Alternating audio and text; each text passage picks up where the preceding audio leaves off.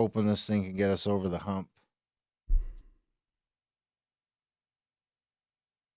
All signs point to yes. You ready to go, Darren? I think I'm ready to go. All right. So we'll pop this audio out in a couple weeks after we on podcast form. I just got to start up the recorder and then we'll get into it. Yeah, I'll go. You can go. You ready? Yeah.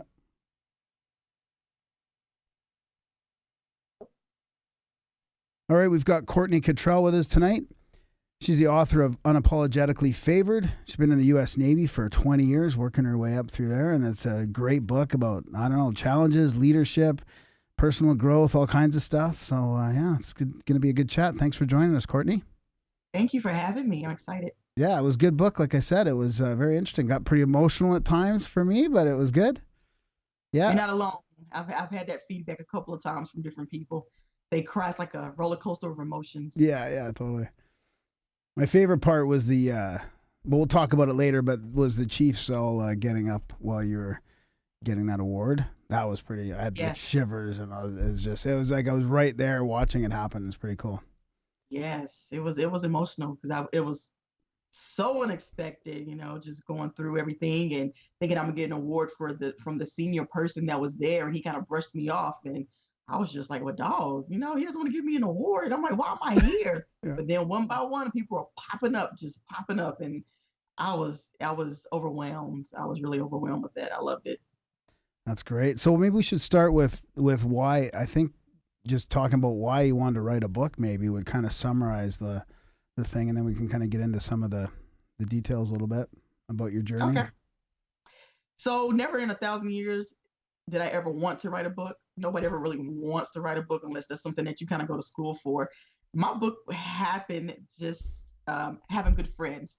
So I made a post in 2018 around Veterans Day saying, that people in the military, no matter what branch you're in, we're tired missing missing birthdays and graduations and weddings and funerals and, kids growing up and celebrating anniversaries with your spouses, whatever.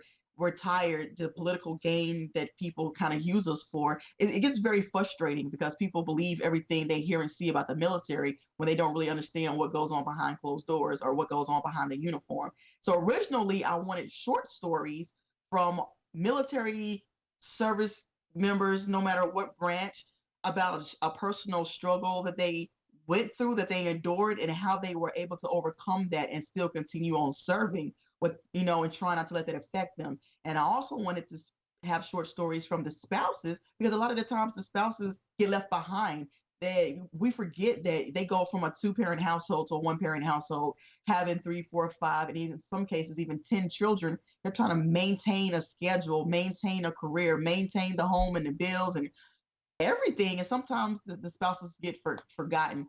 So I made this post and I put it on Facebook. It was extra long. Didn't think anybody was going to really read this extra long post. Sometimes you see it, you're like, and I'm not reading this, and you scroll by. But people actually took time to read it, and they reached out to me and Messenger and just said, you're saying everything that I'm going through, or you said everything that I'm feeling right now. I thought it was me. I thought I was the only one, and I was scared to speak on it. Thank you for speaking on it. Thank you for saying something. And I had a friend of mine, Missy Ferguson, she emailed me and she said, Courtney, you need to write a book.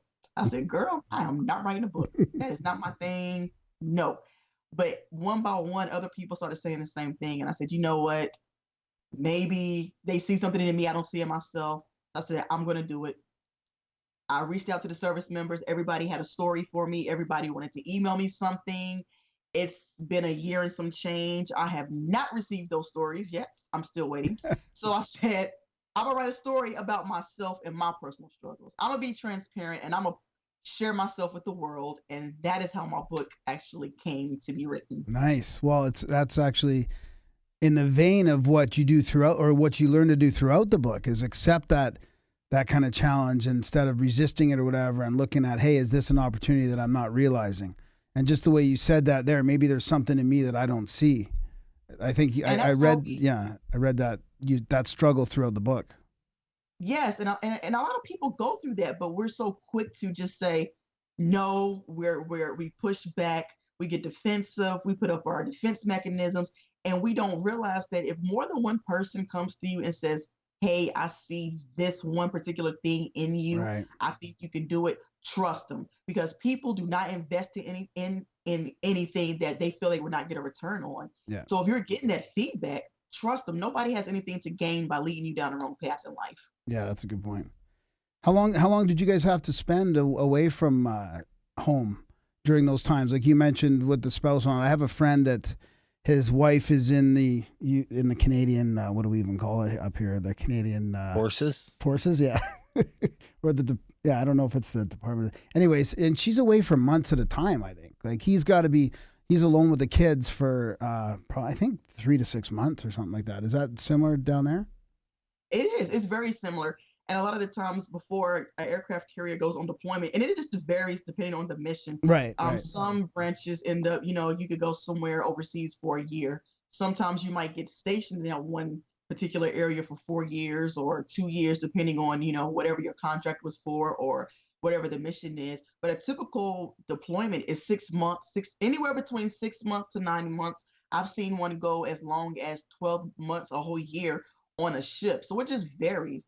Commonly is between 6 and 9 months right now. So you're away, but that doesn't include like the workups. Because sometimes with the workups, you might be gone say like 1 month you're gone for 30 days. Then the next you come home for a couple of weeks, you're out again for 45 days.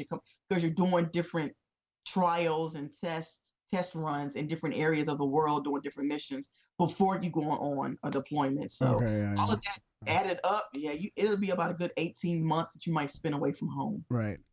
And then there is also time where you were working as like at the Great Lakes or whatever, where you're working in the state and close to your home. So it would just be like a normal commute, like a normal job sort of thing.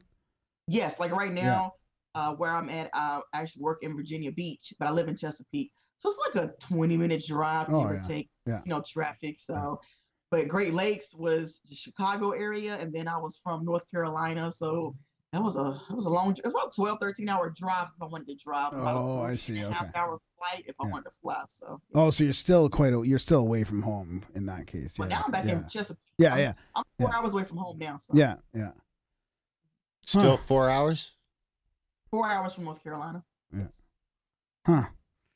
So that's interesting. What are some of the other things that you learned in your journey? Like there's the leadership aspect. I mean, there's the sort of the mental health PTSD kind of thing that you had to lead through and that we could talk about. Maybe we can touch on some of that. I mean, I really liked some of the things you wrote about leadership really hit home, having to be a follower first, before a leader, or having to be a follower to be a leader, and not just letting that get to your ego. Like you really made a contrast between leaders that want to control everything and have that power compared to somebody that's going to empower you and listen to you and help you be the best you can be. Yeah. Being a leader, it takes a lot of compassion. It takes empathy. In order to have people follow you as a leader, you have to be able to relate to those people that you are leading. If you can't place yourself in their shoes to understand what made them, and when I say what made them, how were they raised? What were their beliefs, their morals, their values? Did they grow up in a privileged household? Did they grow up in a broken home? Did they grow up in an abusive home, a divorced home, a single parent home? All those factors, all those different entities, mold a person into who they are as an adult, because we learn from our past, we learn from how we're raised. So if you can't recognize that aspect of a person's life, you're not going to know the people that are following you. And if you don't know the people that are following you, you're not going to have the trust from them. You're not going to have the loyalty. You're not going to have the motivation, the drive from them to meet whatever mission it is that you're planning for them. You know what I mean? They're not going to follow you anywhere. Right. So ultimately you're not going to be a leader because you won't be leading anybody. Right. You'll just be another person out in the world lost. To resent. You'll be another person to resent. Yeah.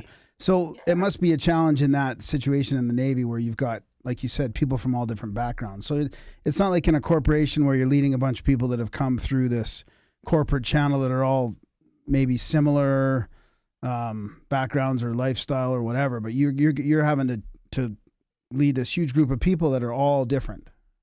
Yes, and when I was in Great Lakes, I was like a drill sergeant in boot camp, so that was very, very eye-opening for me. I think that's where my leadership skills kind of really polished off, between understanding, and I learned what my purpose was, my purpose and my passion. So we don't ever think about walking down the street, walking by somebody, I wonder where that person is going or where they come from. I wonder what this person has been going through in their life. We don't think about that. So then as a drill sergeant, you're placed in front of anywhere between 60 to 105 young adults at one time. Wow. And they all come from different backgrounds. I mean, some people have never seen anybody outside of their race. Some people have never even, their parents died. Somebody else, was grandmother raised them. Somebody else's parents were in jail. I've had children that were homeless, sleeping in cars. So having an opportunity to come into the military, they understand the importance and significance, because they realize they can't afford to not become successful doing this, because they have nothing to go home to. You put them all in a group and you're asking them to become best friends. Your challenge as a leader is to get them all on the same mindset, get them all on the same understanding that it doesn't matter who's sleeping with who. It doesn't matter what color your skin is. It doesn't matter, what kind of household you come from, because if this country goes to war, I need you to save my life.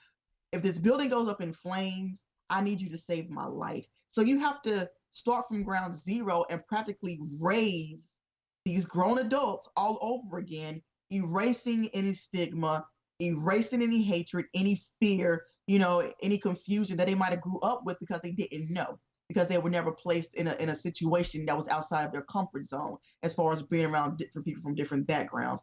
So that being, working in boot camp is a real struggle, because you get people from all walks of life, and you really truly understand that everybody is different in this world. We're all the same in that we all have a struggle, but we're all different because none of our struggles are the exact same. Yeah. Do you think that sort of, I mean, it's almost sort of paradoxical that you've got to sort of put your ego aside and put differences aside and get along with these people from all different walks of life that you may or may not see eye to eye with. And then at the same time, you're expected to put, once you do go overseas or into a war zone, you're expected to take all that compassion and everything and shelf that shit so you can go shoot some people. Now, do you think, Yes. Where does that all tie into, like, the suicide problem and the mental health problem and all that? How big of a role does that play? Because the PC culture, as that's coming up, I mean, that's got to be not making it any easier on the soldiers. Because, I mean, I think you're already accepting a certain level of damage. We're willing to break people's brains to a certain extent so that they can go do something we're not willing to do.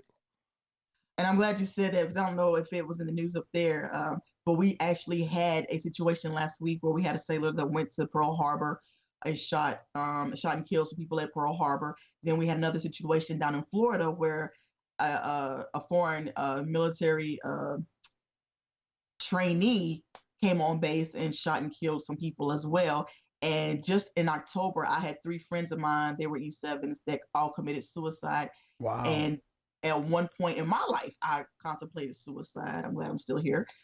And I tell people, I'm passionate about this because when I wrote that post in November, I actually spoke on the fact that military members are different. Our mindset is different. We are, like you said, taught to put our compassion on the back burner, so to speak. Not in layman's terms, but eventually you get to the point where if something traumatic happens, that'll provide you a day of grieving. You can take a leave of absence. However, if you are at work, we still got a mission to complete. Wipe your face off. Let's go. We got to go. So after a while, that becomes muscle memory. So anything that in normal society, in civilian world, that would affect you and make you emotional, you learn how to say, you know what, let me wipe my tears. It's okay. And you keep going. Meanwhile, if you have a family, if you have a spouse, girlfriend, brother, whatever, significant other, they're looking at you like, Why are you not emotional? Oh my God, you're so cold hearted. You don't understand. You don't love me. You don't care. And it's like, no, we don't have time for this. Stop crying. Pick up the pieces. Let's go. And we're trained like that, and that's our mental capacity. So we don't know how to stop, slow down, and show emotion. We don't know how to stop, slow down, and try to put ourselves in somebody else's shoes unless you're already a compassionate, empathetic person.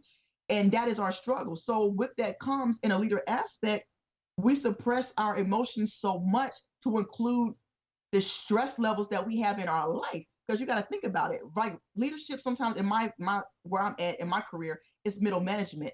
So you have the pressures of your leaders up top coming down saying, hey, you need to follow, I'm setting X, Y, and Z policy.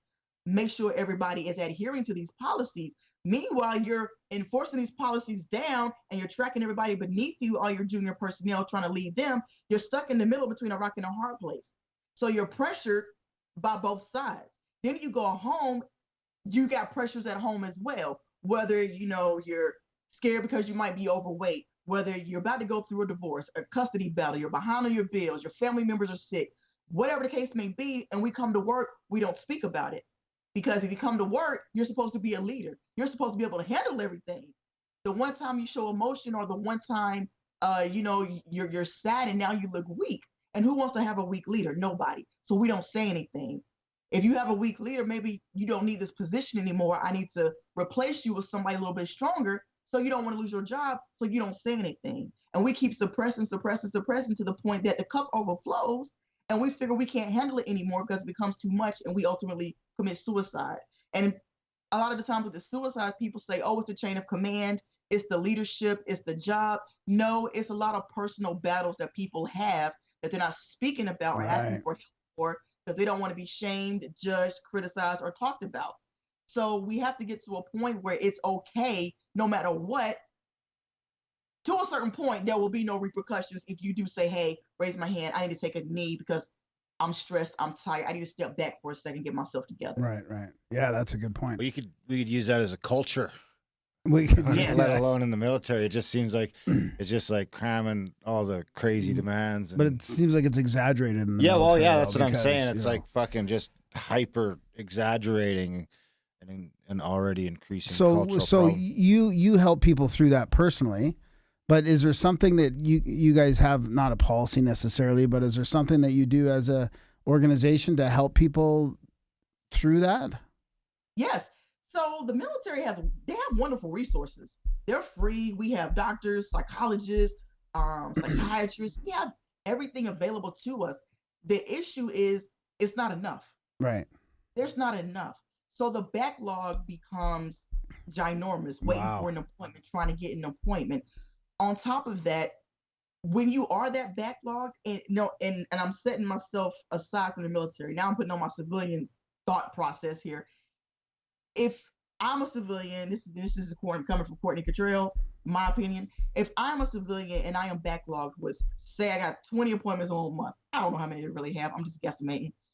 If I'm becoming weighed down, I'm just trying to get you in and get you out. Get you in and get you out. Get you in and get you out. Right. I'm not really paying attention to what's going on in your life. I'm not really putting myself in your shoes to understand where you're coming from.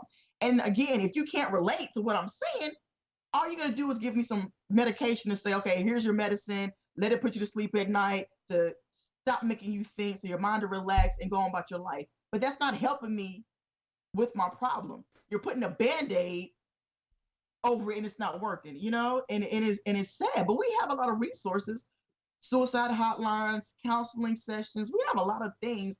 But again, it's a personal choice if somebody really wants to go and get that help. And a lot of times they're not because of the shame and being talked about and all that stuff. So they just, I don't want to burden nobody. Let me keep it to myself. You know what? I'm just going to take myself out. I can't do it no more. So it seems like a cultural challenge in there that to keep everything bottled in or whatever. Is there anything you do personally with your groups or that other people do to sort of subtly and stealthily allow people to open up?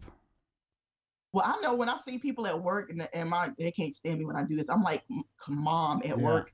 Yeah. So if I see somebody walking through the hallways and I know they're not themselves, I pay attention to people.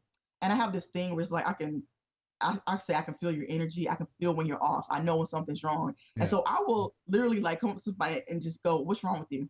And they'll look at me and they're like, "I'm fine." I'm like, "No, you're not." And they're like, "Oh my God, how do you know?" And so I'll pull them aside and what's going on? Are you good?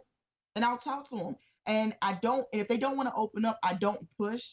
Because a lot of times when you're pushing people to open up, you're pushing them closed. Yeah. So I'll just say, "Hey, you know what? I don't think that you're the only one that has been through anything in life."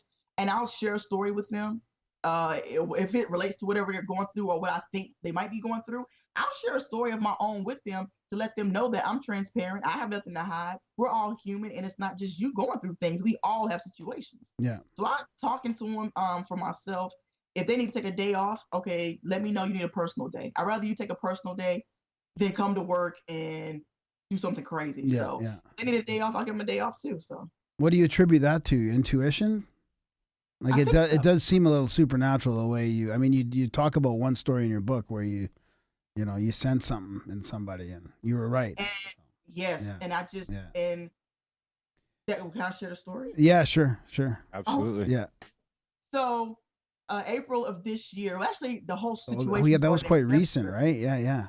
It was April. It was just Wow. this year, a couple of months back. Wow. And the situation really began in February of this year, dealing with a young man.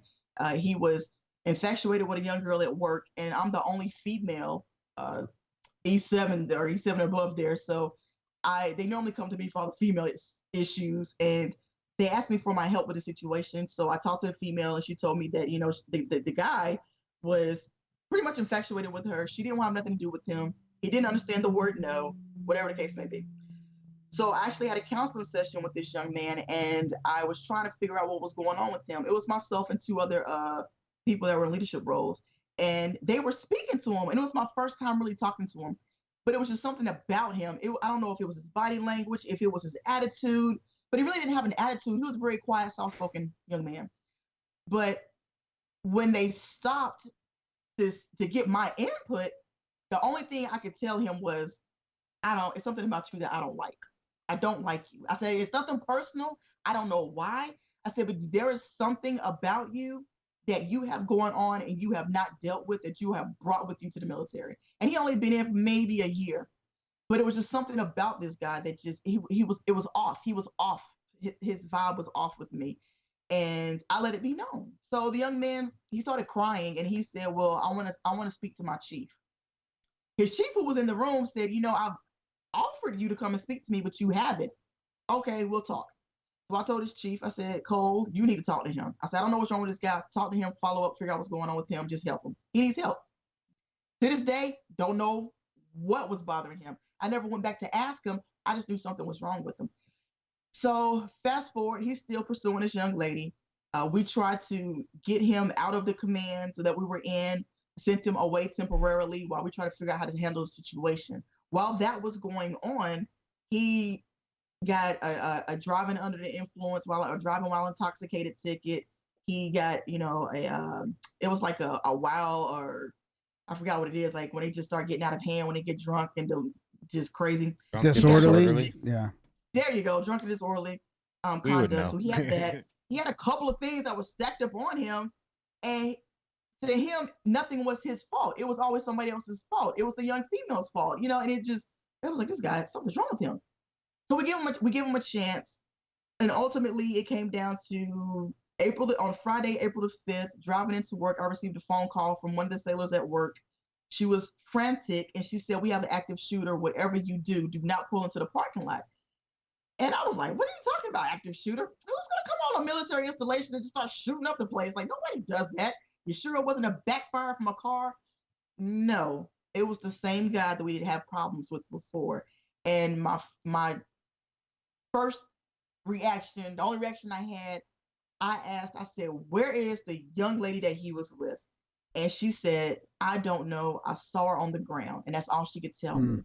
And my heart sunk. I think I stopped breathing. I called my wife at work.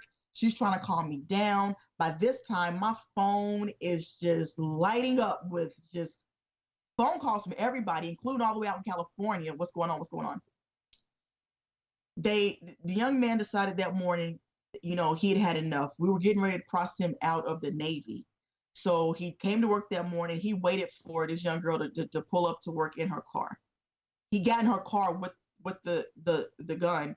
She pushed her in the passenger seat. She looked down and she saw it.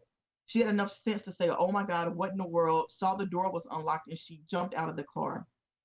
When she did that, he jumped out as well, chased her through the parking lot. And speaking to her, she said, "I didn't want to go through the gate to come into work because if I did, he probably would have shot and killed somebody." She said, "I just took one. I didn't want him to hurt nobody Oh, else. I wow. just rather been the one to get shot." And he shot her 3 times. The only Three reason why times. she Wow. survived, 3 times.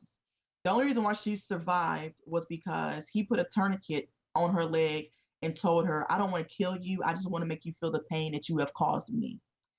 So by the time military police show up, base police show up, he's shooting his weapon up in the air.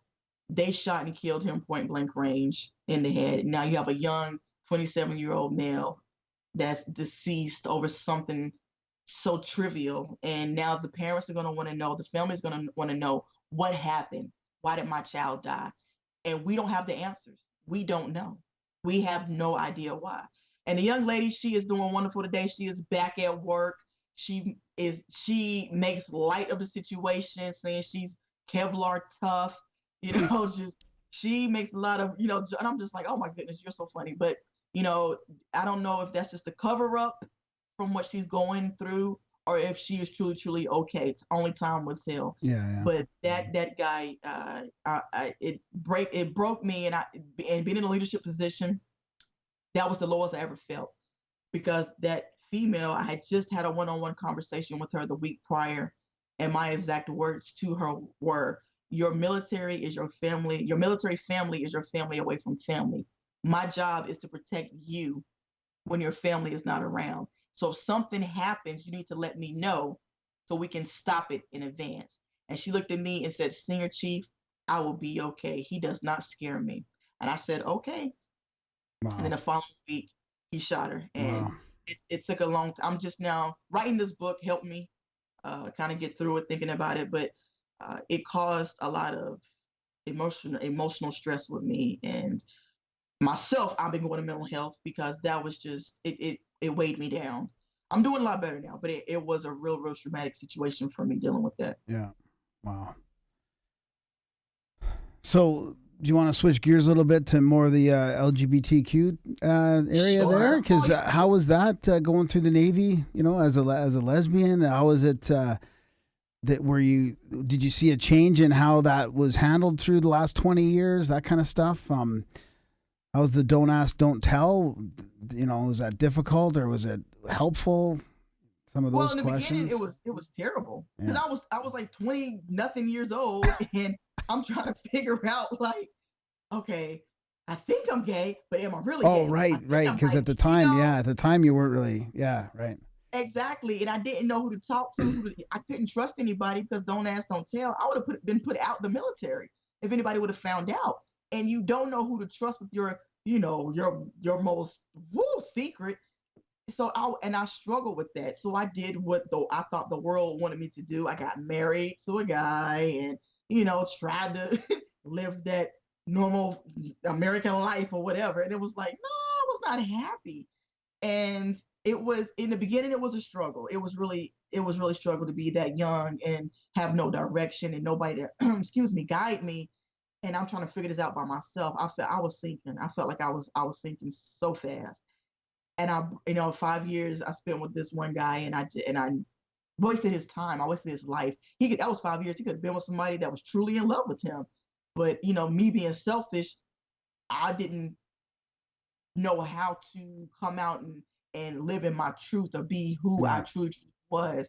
And it's terrible. I tell people, don't do that, because you don't know the domino effect that hiding who you truly are has on people and their lives and, what's meant for you. But in the military, it's funny. So 2011, when they finally just kind of got rid of the ban, everybody was like, watching what's going to happen next. Oh my God, are they going to be like falling out of the sky? Are they going to come out of the bushes? And people were paranoid, but nothing changed because we'd been here the whole entire time. Nothing changed. Now, the only thing that changed is that when I had a conversation with somebody, I didn't have to say, "Oh, my roommate." oh, my best friend. Right, right. Oh, my friend who's a girl, but it was my girlfriend. You know, I didn't have to pitter patter around the bush. I could just be like, hey, my girlfriend, or hey, my wife. Yeah. That's the only thing that really changed. But a lot of the older generation leaders were the ones that were terrified because they didn't realize that we don't care. It's them that worry about things that they shouldn't worry about. Because again, I always go back to, if something happens and I'm in a war, I need you to save my life. I'm not going to ask you who you slept with last night. I don't give a damn. Save my life so I can go back home. When did that change? The Don't Ask, Don't Tell? 2011. 2011. Okay. Yeah. Yes. I always thought it was like a throwback to the days when it was only dudes in the military, and they figured they could keep out the like inter-soldier mingling that way. Well, you know what? We have submarines that were all males, so. Yeah, well, that's the way I always thought of it. Is that if they figured, you know, if they did it that way, then they wouldn't have anybody sleeping with each other out on the war thing. It don't matter. When we pull in a port, people will find ways. And Oh, yeah, I imagine. 100 men go down and 50 couples come up. I don't know why they say it's so terrible. But Well, even on the carriers, you know, they will find a way. I mean, these kids are genius. They will find a way to get their needs met, however it may be. And I'm just like, oh my goodness, it's not that serious. But it does happen regardless. So Yeah. Yeah, it We seems take like all that stuff a little too seriously, you know. Yeah. Well, it seems like Yes. that's the place where merit is really what is going to drive, promotion and leadership opportunities and all that. I mean, like you said, your people are relying on you, you know, so that kind of stuff must get pushed aside, hopefully, you know, to. exactly, you know, and I always preach that. Even so, last year they asked me to be a guest speaker for my base. For we celebrate June is our LGBTQ XYZ alphabet month, and they asked me to be the guest speaker, and I put that in my speech. I said, you know, we need to stop worrying about what other people are always doing, because that's what throws us off. We cannot be on top of our game, on top of, you know, success in our life, because we're so focused and we give our energy to things that don't matter to us. And I always tell people, you know, you cursed a minute ago. Somebody used this language, forgive me. But I always tell people, you know, what somebody else eats does not make you shit. So why are you always consumed with what they have going on? And, you know, and I tell you, when you're in the swim lane and you're swimming and you are not focused on what lies ahead of you, the wall that you have to touch to turn around and come back to the finish line, because if you're not paying attention to what you have going on in your life and you're focused on the person that's next to you, you're going to slow down and everybody around you is going to win, and you're trying to figure out why. Stop worrying about other people. Focus on you. Do what you have to do for you. That's all life is. But we spend too much time on the negative, too much energy on stuff that doesn't matter, instead of worrying about the things that do matter and things that will make us successful in life. Yep. Yeah, I Judging remember other you people, wrapped yeah. that up at the end of your book nicely with that. It was great. It's like we're stuck in this weird spot where we got to worry about what they're eating, because that's the only way we can make sure that we're doing the right thing. If we're doing the same thing everybody else is. I don't want to do what everybody else is doing. No, So me I'm not doing neither. the right things. There was some other. That's kind of why I went to the military. So I go back home and I'm like, everybody's doing the same thing. I'm glad I got out of that situation. There was some other great lessons, like leading or, you know, opportunities through failure, I think, which were a really important part for me reading your book, you know, like using failures and not letting that get you down, but coming through it. Maybe you can touch on that a little bit and using that as an opportunity. I mean, that seemed like a pretty important part of your journey. Yes. So I tell people that how you handle failure, how you handle a stressful situation, a lot of the times defines your character, so to speak. You could either let it drag you down and prove to people, you know, what a lot of people will probably say, oh, you know, we knew you weren't built for this. You're not good at this. Oh, you're just what I thought you were going to be, nothing, whatever. Or you can take that, use it as a lesson and a stepping stone to get ahead. So when I was in Great Lakes and I failed my physical fitness test, that set me back, because I was going, oh my goodness, I'd have been like a perfect 4.0 this whole entire time. This one hiccup, and this cannot be real. but I couldn't blame nobody but myself. You know, I'm feeding my face, like nobody's force feeding me, it's me. So I had to be like, okay, Courtney, you need to get your crap together. And it was more of a self-disappointment than anything else that kind of that saddened me. I was like, I was disappointed in myself. How did I get myself to this point? And having a friend, a mentor who told me, you know, pull your head out your ass, stop crying. Okay, I'm gonna give you this one day to figure it out, get out your system, but tomorrow I need you to start grinding. I need you to get back out here and lead these sailors. I need you to be the leader that you're supposed to be. I need you to do what you need to do. Don't let nobody see you like this, because if you show them that you're weak, all they're gonna do is keep poking at your weak spots. You got this. You can do it. And I was like, okay, I got it. I can do it. So I come back to work and I just remember that. You know what? It is what it was. I can't fix it. I just got to do better. And that's what I did. I put my head down and I just kept moving forward. Anything they needed me to do, I did it. I'd go home and cry and drink, but I come to work. I'm doing what I'm supposed to be doing. And it led me to being selected to go to a higher leadership position. It led me to be selected to go to a leadership school. I was able to, lead a whole. So when you become a chief or E7 in the Navy, I think we're the only branch of service that does a 6-week indoctrination course for chiefs. It's 6 weeks. It's crazy. And you have people that are selected to lead that 6-week course. And I was one of the ones that got selected to lead this course for I think it might have been 70 some chief selects, Wow. 70 some who were selected to become chiefs, and all because I didn't let that one situation weigh me down. I got it. I was resilient. I said, you know what do I need to do to bounce back? And that's what I did. I had to bounce back. You can't let it weigh you down. And I was able to adapt and overcome from that. So how do you walk that line? Because a lot of people would go into that and they can take that personal disappointment and sort of transfer that into a personal shame, and now they're not good enough, and now they're not loving themselves. Yeah, or blaming other people. Most of the time that'll yes. transition into shame or blame. My fucking girlfriend's cooking me these fucking cheesy dogs, and that's her fault, or or it's my fault, and I'm shaming myself for that, and that's not helping me either, because you need that self-love to really, get the best out of yourself, in my opinion. You have to be okay with failure. And I think a lot of the times, right now, we don't teach that failure is okay. Yeah. We don't teach that, you can come back after you fall. I tell people it's only a failure when you fall and refuse to get back up. If you get back up, it was a lesson learned and you moved on. It's not a failure. But we don't teach that failure is okay. We're handing out trophies to the entire softball team. We're handing out trophies to all the Pee-wee football kids. No, if you fall, it's okay. Get up, brush it off, come back harder, come back stronger. But you have to kind of be, in my opinion, already be a strong-minded person to understand that, or have strong, influential friends surrounding a village, a family, something that could instill that in you. Because I think we all have a little bit of it in us, but if nobody is around us to say, yes, you can still do it, then it's kind of like, well, man, maybe I can't do it because nobody's giving me that extra push. So I was lucky to have people to give me that extra push to say, yeah, you're right. Let me get off my ass and go out here and do what the hell I'm supposed to be doing, instead of sitting at home feeling sorry for myself. Because I had to accept the fact that it was my fault.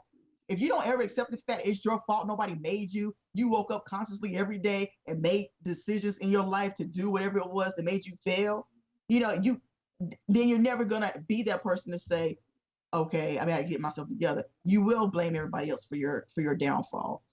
That's a good way to look at it, is looking at it as a fault instead of a limitation.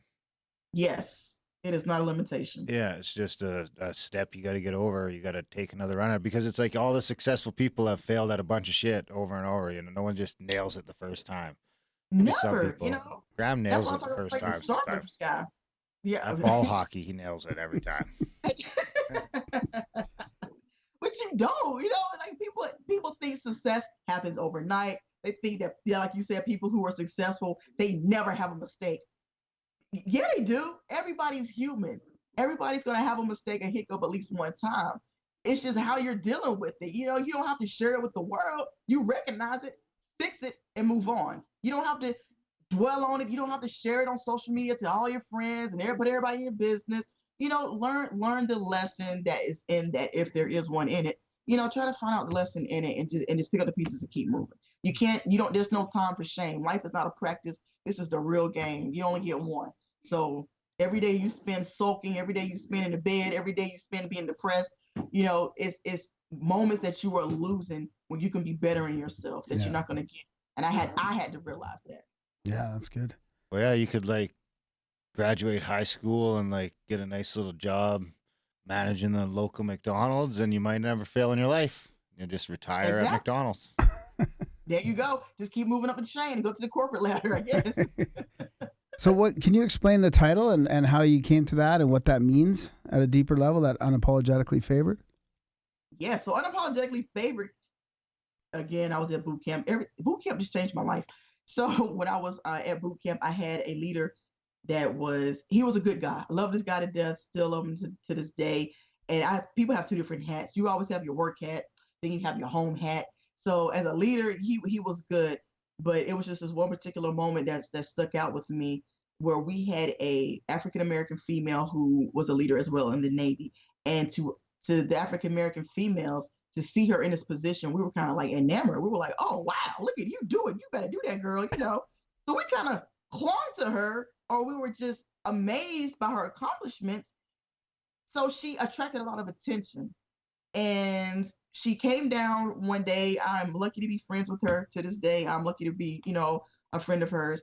And she came down and did a visit. I had a potluck at my house where a lot of my friends came over. We had girls' night, wine, food, you name it. We got tipsy. We had music. We enjoyed our night. It was a girls' night. So she decided to post pictures on Facebook. I don't post everything on Facebook because I don't think everything should be shared with the world like that. But because of who she was, she posted it on Facebook and everybody saw it.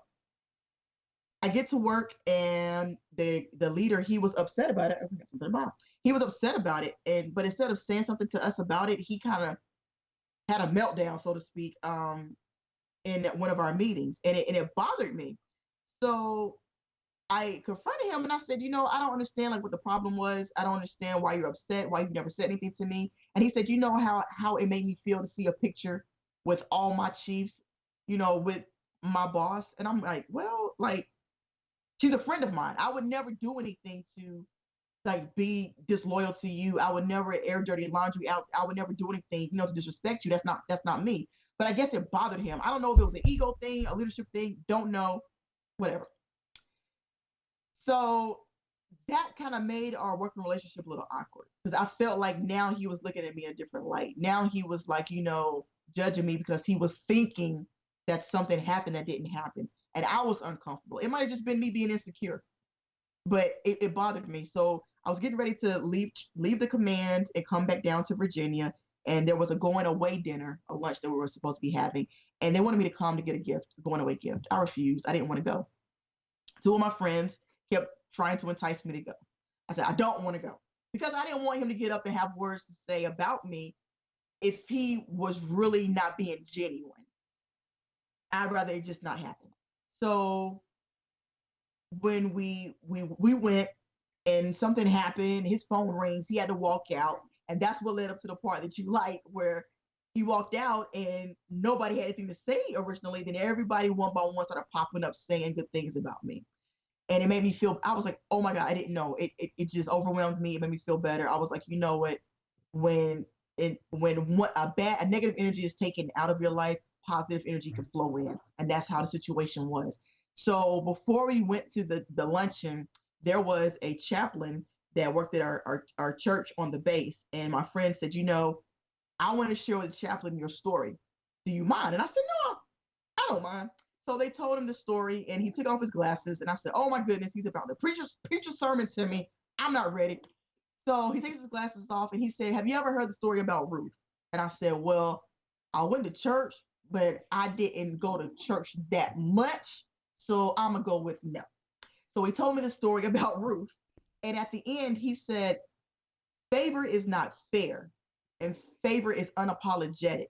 So are you mad because throughout your life you have been favored, or are you mad because this guy who has, made the situation awkward will not apologize for his behavior? And I said, you know what? as I started thinking about my life and how people were, asking me to do things I didn't want to do, they were pushing me beyond my beliefs. They were pushing me past my potential. They were putting me in positions to succeed and to win. I'm not going to apologize for that because people saw something in me where they were like, you know what, if I invest in you, I know you're going to make it. I'm not going to apologize for the friends that I have made along the way. I'm not going to apologize for being able to, come back after a minor setback. I'm not going to apologize for it. And I'm like, yes, you know what? I am favored. Everybody is favored in their own way.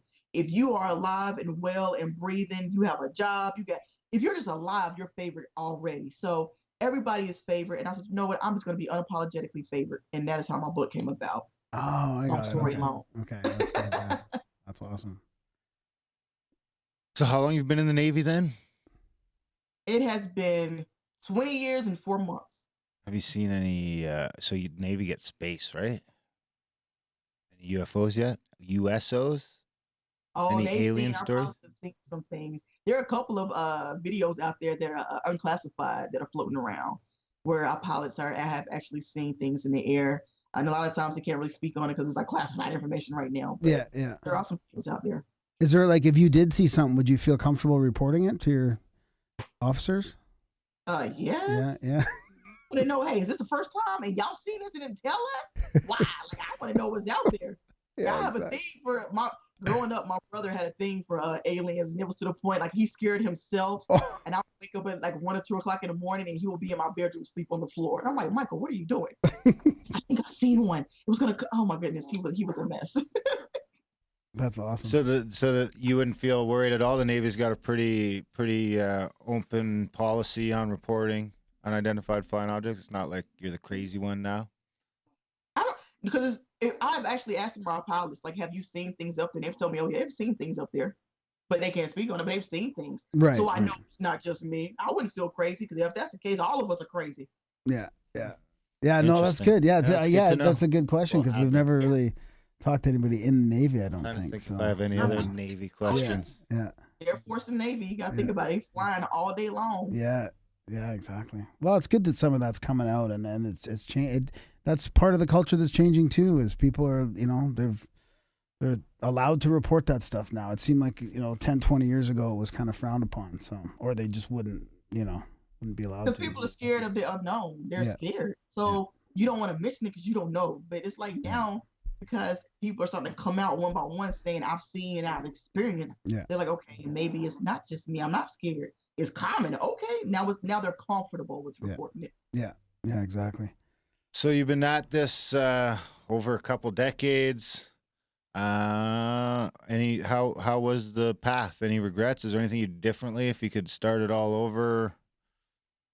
I would not change anything because if I alter anything, I might not be here talking to y'all right now. So I would keep all the heartache. I would keep the failure. I would keep the setbacks. I would keep the stress, the mental anxiety. I would keep everything the exact same way it is because I would not want to change that outcome.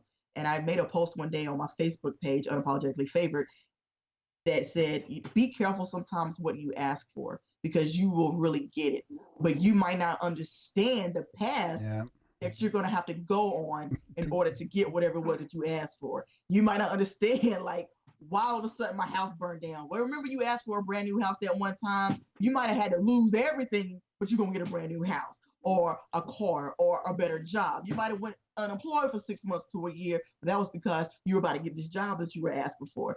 So I was like, I wanted to be successful. I wanted to make an impact. I wanted to be a positive influence in people's lives. And I had to go through things in order to have a story to share with other people, to influence them and let them know that you too can make it to where I'm at. You too can get over the hump that's placed in front of you in life. Awesome. That's great. The one other part I wanted to hear you talk about was being able to let go of the negative aspects or negative people in your life. There's a reason why they're there, but at some point it's good to surround yourself by the positive people that are, It is. Yeah.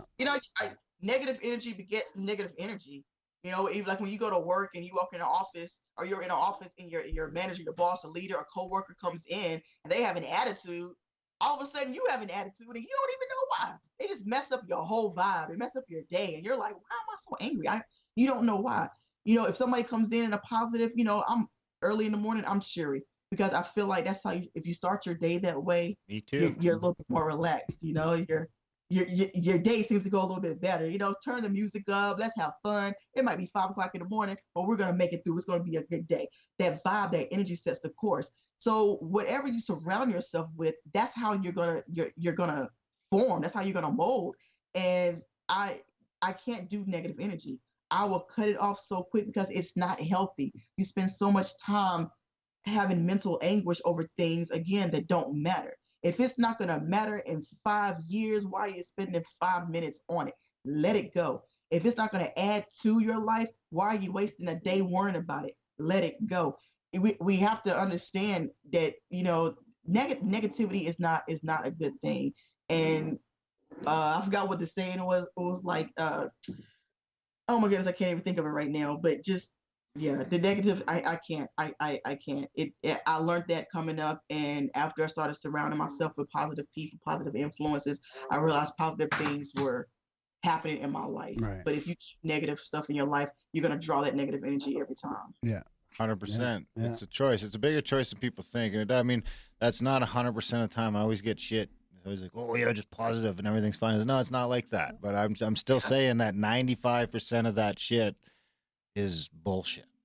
Right. And there's tragedy. There's real tragedy in life. 5% of that shit is tragedy, and it happens to people, and it sucks.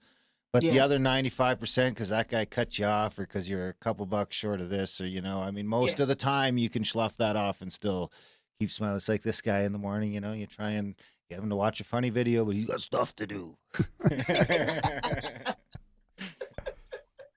That's so funny. But yeah, I cannot do, misery loves company. That was the saying I was trying to think of. Right. Only misery loves company. Drama queens create drama. Yeah. I cannot. Whew, Yeah, you get sucked in though. It's hard. You get sucked in sometimes. I've been in a drama for a while. Yeah. I can't do reality TV shows.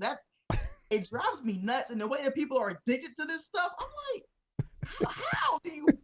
My wife loves court TV drama. She loves watching like court TV. And I'm like, what? It's so terrible. Oh, you got to cancel the cable, Courtney. You got to cancel that cable. Yes.